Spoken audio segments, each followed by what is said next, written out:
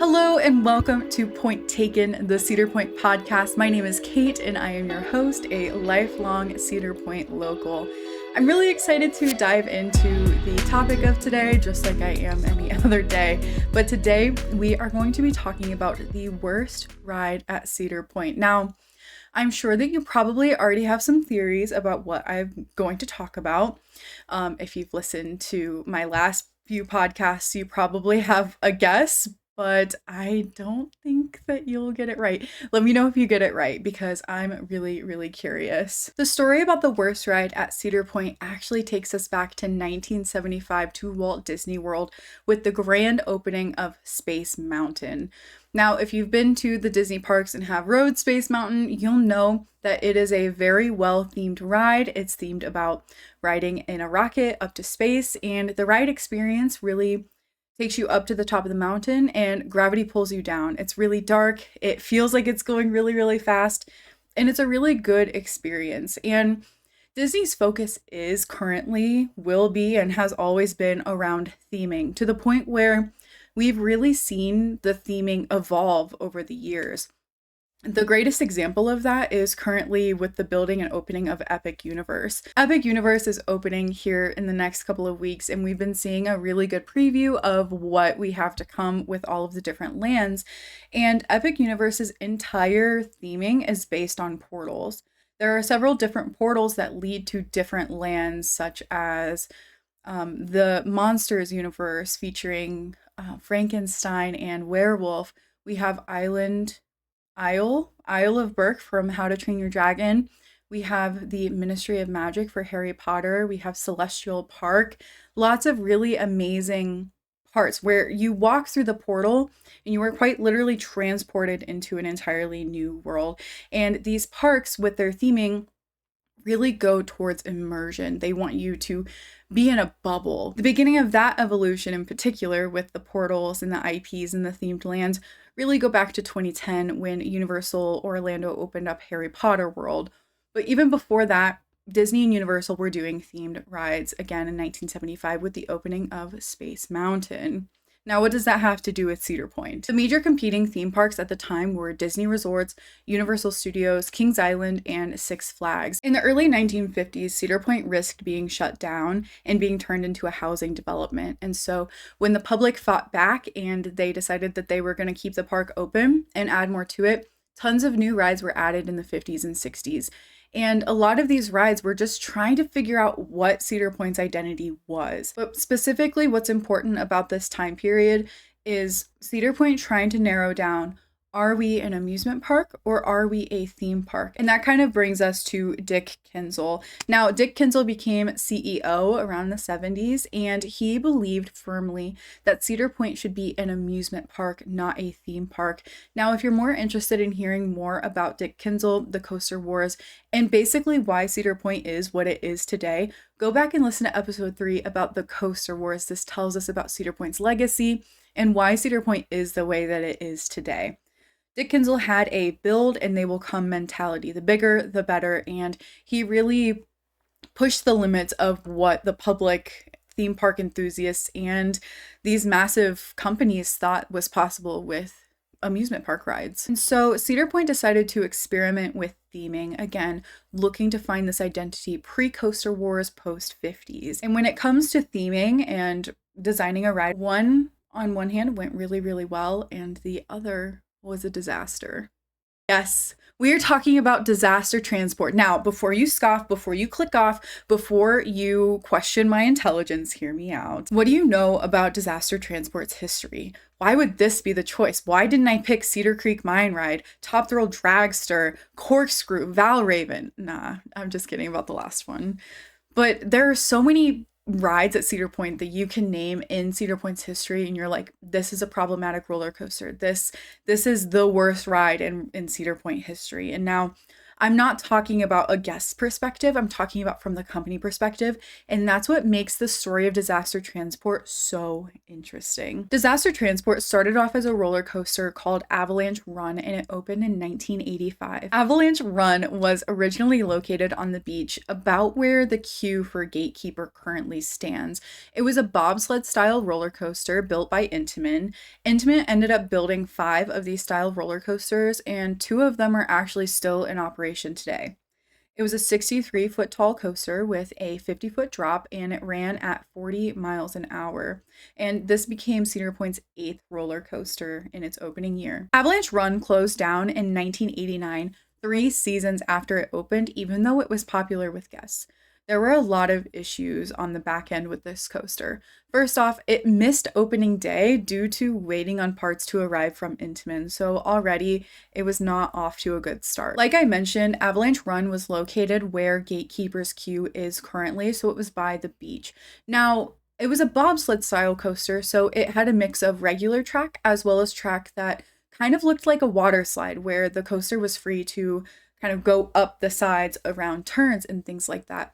And due to being close to the beach, Cedar Point gets a lot of wind, and a lot of times wind and sand would blow up into the troughs, causing the coaster to go down to clean that out so that it didn't interfere with its functions. Along with these 2 things, it was also a very low capacity ride, and it could be heard all the way from the midway. Imagine walking into Cedar Point today and you are walking down the midway, you enter, walk past the carousel, are walking past the arcade, and you can hear that coaster. It was very, very loud. Here's a quote by Dick Kinzel. "When I first rode Avalanche Run, I thought it was the dumbest ride I had ever ridden. It was terrible, and it's a good example of putting a horse into the committee and having it come out a camel."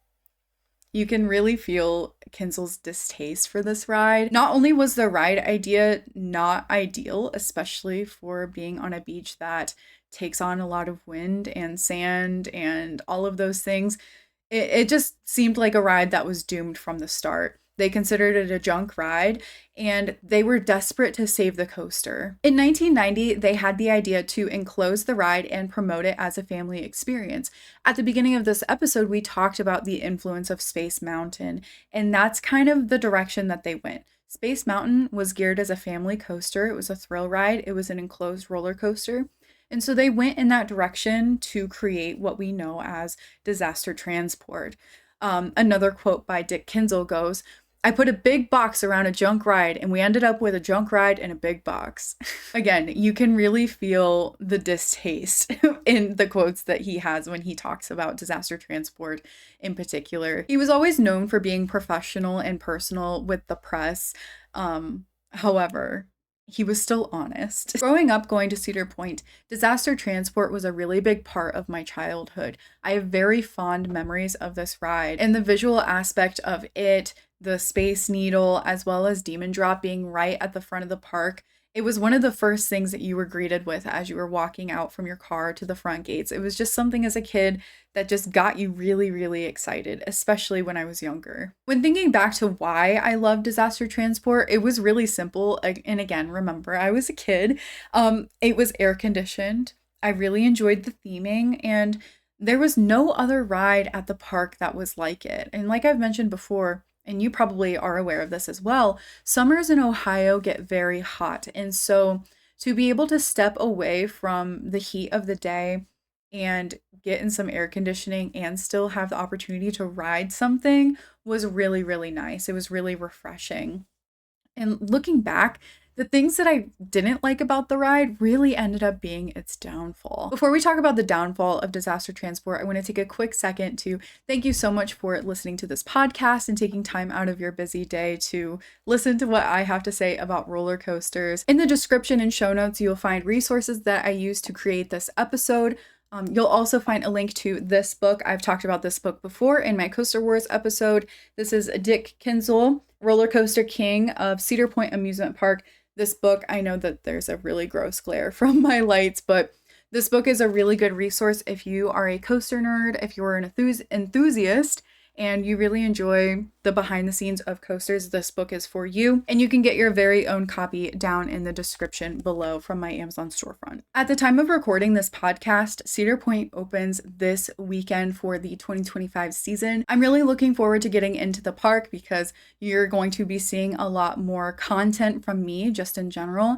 I will be starting up a TikTok page that talks about tips and tricks and travel planning and all of the lore and history that you didn't know that you needed to know. So be on the lookout for that. Be sure to check out the description to find me on all of my socials because I am planning on being pretty busy this summer and I'm looking forward to it. Before we continue on, it is now time for our pet peeve pit stop, the part of the show where I talk about things that are annoying in a theme park.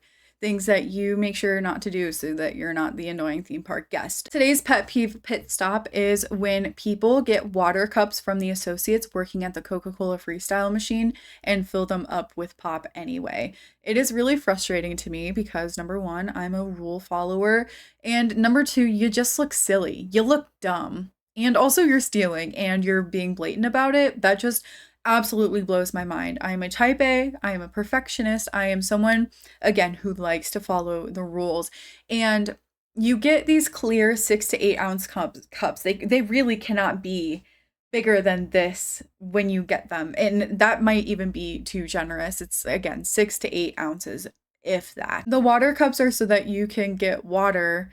And if you want to get pop, yeah, it's expensive, but just get the all day drink plan because it's like $30, which will pay for itself in two and a half drinks that you get throughout the day, and you can get a new drink every 15 minutes with your pass, and you can even share it with your family if you want to. If you can't get a drink every 15 minutes, I'm sure someone in your party could every time you walk by a booth. Just get the drink pass or just bring a water bottle. Also, I don't know about you, but I don't really like to drink pop at an amusement park, especially in the hot Ohio summers. Yeah, maybe, sure, I'll get a Diet Coke here and there, but when I'm going to those freestyle machines, typically I'm getting things like lemonade or Powerade or something really refreshing, something with some electrolytes to kind of keep me going. Last thing I want is to be dragged down by pop. So this summer I will be bringing my collapsible water bottle so that I can fill up my water and be a responsible adult that doesn't steal from theme parks. Next up, we will be talking about Cedar secrets. Now, these are secrets, things that locals know that you might not know that are interesting about the park. And so today's Cedar secret isn't necessarily a secret, but it is something that a lot of people don't know about. And this is that there are VIP experiences that you can purchase at the park. And again, it's not really a secret because it's on the website and you can find it. You can look it up and Google and all of that fun stuff. You can book a VIP sunrise tour. And now this year they're offering a lot more than it's offered in the past. And while I haven't done it myself, I would love to one day. It is definitely a bucket list item. And so let me tell you what you get. So the sunrise tour is $250 per person, and you get exclusive access to the top of Valraven. So you go in the lift elevator, you hook yourself up to like the safety harnesses up there so you can walk around and get a view of the entire peninsula from the top of Valraven and get photos that obviously you wouldn't be able to get otherwise. Along with this package now offers behind the scenes look at Top Thrill 2 and Siren's Curse, which are the two really big attractions that we are anticipating for 2025, as well as other benefits like fast lanes, a meal, preferred parking, which preferred parking, while it's expensive, it is awesome. There was one summer I was traveling around and ended up heading to Knott's Berry Farm and also had the intention to go to Kings Island. And so I ended up getting the Platinum Pass, which then gave me preferred parking. And let me tell you, I felt like such a princess. Preferred parking is awesome, but again, it's very expensive. And the last thing that you get with this is a photo pass, which honestly is a pretty good deal. Now, I'm not sponsored. I'm not I'm not being paid to tell you about this experience, but I just thought it was really cool and I thought that you would like to know. All right, the moment you've all been waiting for, the downfall of disaster transport. Why is disaster transport the worst ride at Cedar Point? There was a lot of good things about disaster transport, kind of like what we talked about earlier. It was very well loved by the community and especially by kids. And again, it was a break from the hot sun, and it was the only ride in the park that had theming and it was space themed, which was really cool. The bad side of disaster transport really started with Avalanche Run. I think that this ride had a lot of issues from the very start, and it just kind of got worse over time. Specifically, when parts would go bad, inevitably, you have to replace and update parts naturally as rides continue to function.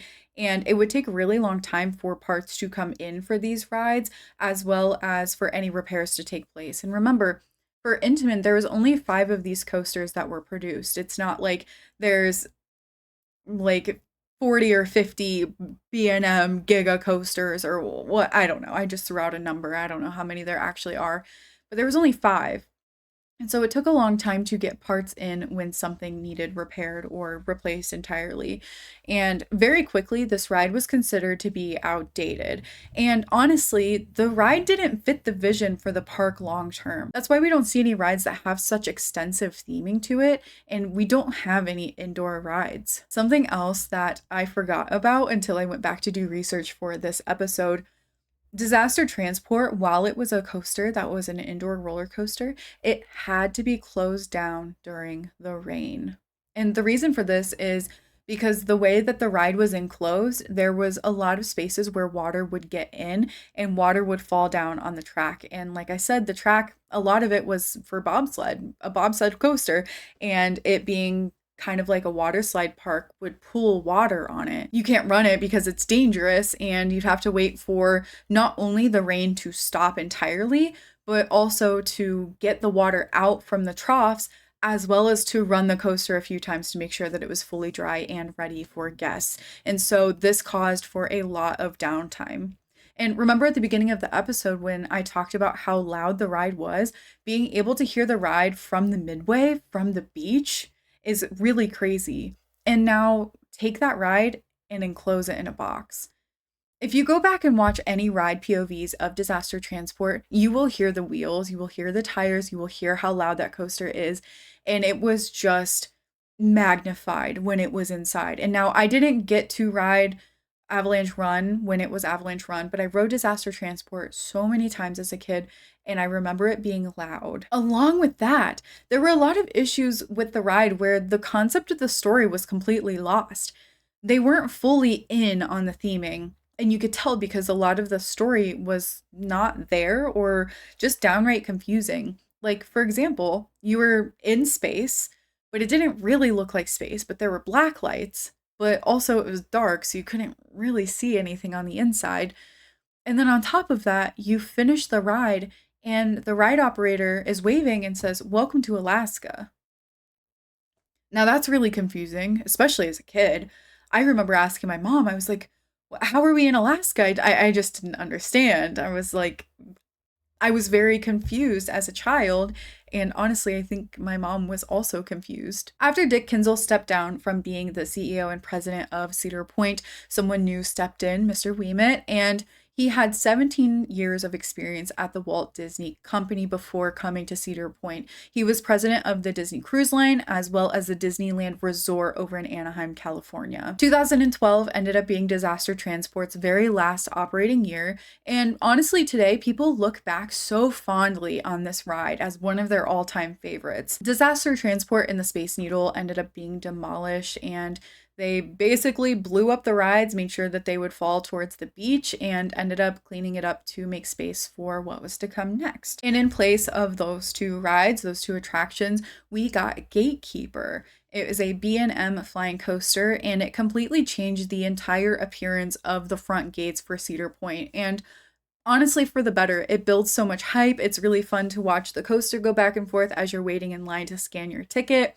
It's just a beautiful entry. Looking back at old pictures of the entrance to Cedar Point prior to Gatekeeper, it just looked very closed off, and it wasn't as open and welcoming and exciting and thrilling as it is now. And I think a lot of amusement parks are kind of moving that way with their front entrance. A neat little tidbit is that one of the robots from Disaster Transport who was in the queue, his name is Dave the Robot, and he is actually located in the gift shop that you exit through after you ride Gatekeeper. Now, a lot of times throughout the season, you don't get to see him because either the building is closed and not open yet for the day, or they have the specific part where the robot is closed off. But when it's open, you can see him and you can take a picture with him. And I think that's a really nice homage to what was there before a gatekeeper. With all of that being said, Avalanche Run was a coaster that was doomed from the very start. It was only open for a couple of seasons, where roller coasters are typically meant to last anywhere between 15 and 25 years, maybe even more, and to only get a couple of years of life out of that coaster.